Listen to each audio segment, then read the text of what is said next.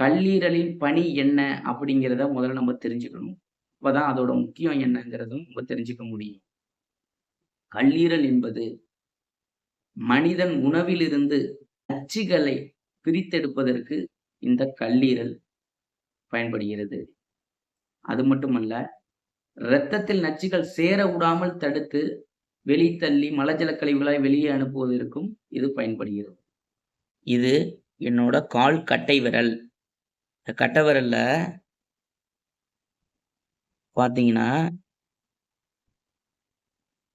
இந்த மிஞ்சி போடும் விரலுக்கு இந்த சைடுல நெகக்கண் ஓரமாக இந்த பாயிண்ட் இருக்கு. இப்படி பானா மாரி இப்படி போட்டீங்கன்னா, ஒரு புள்ளி வெட்டும்.